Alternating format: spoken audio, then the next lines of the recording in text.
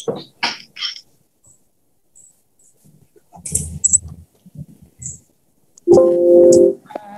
kasih. Saya Bismillahirrahmanirrahim. Assalamualaikum warahmatullahi wabarakatuh. Waalaikumsalam warahmatullahi wabarakatuh. Yang saya hormati Bapak Dekan, Bapak Dr. Lukman Arsad, MPD, selaku penanggung jawab LPTK Yayan Sultan Gorontalo. Yang saya hormati dua panitia, Dr. Herson Anwar MPD, yang saya hormati Pak Dr. Dampuri MAG,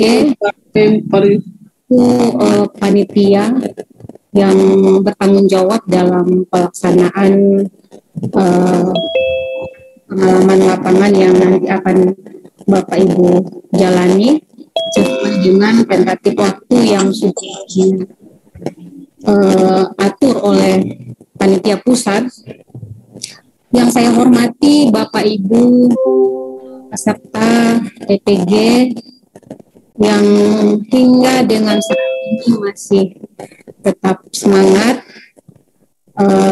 tanpa kenal lelah. Ini tidak terasa untuk pelaksanaan PPG di angkatan 1 sudah masuk pada tahap PPL.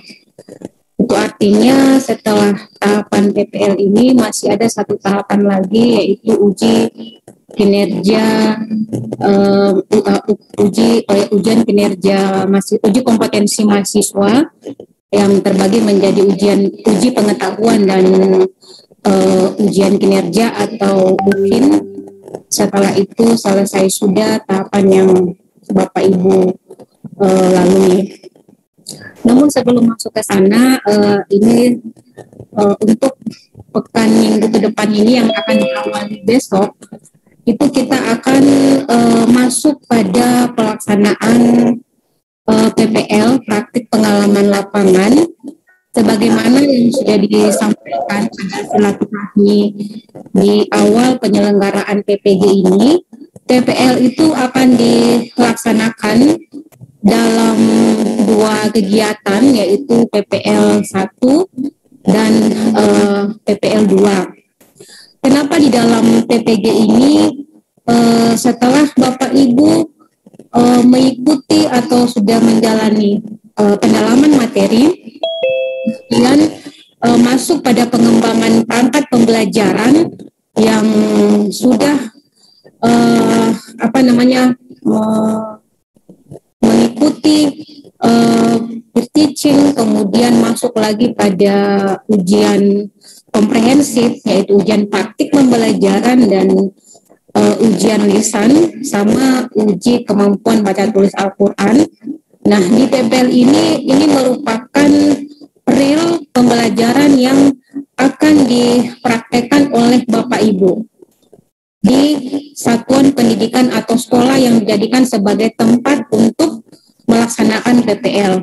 Karena PPL ini sendiri, sebagaimana yang sudah disampaikan kemarin oleh panitia pusat, oleh Pak Anies Maskur, itu bahwa PPL ini dia nanti akan lebih pada penerapan pendekatan yang akan digunakan itu terdiri ada dua kata kunci yang perlu untuk digarisbawahi kita sebagai LPTK.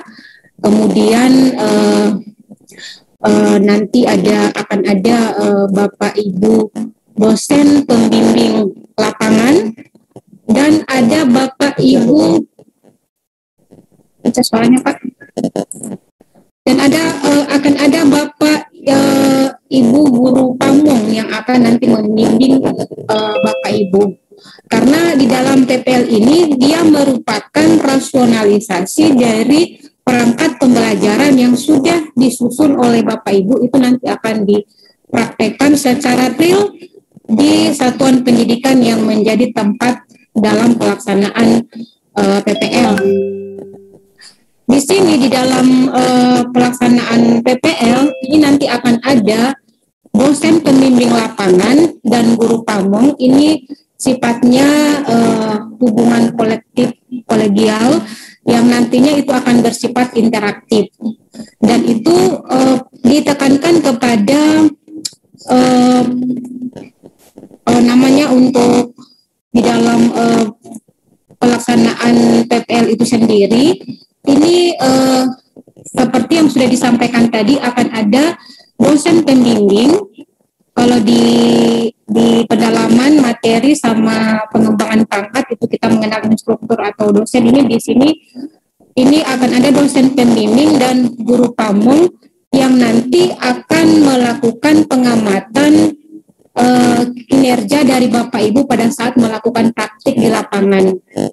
Kemudian nanti di sini juga akan ada mahasiswa atau teman sejawat dari Bapak Ibu yang akan melakukan juga penilaian yang kita kenal dengan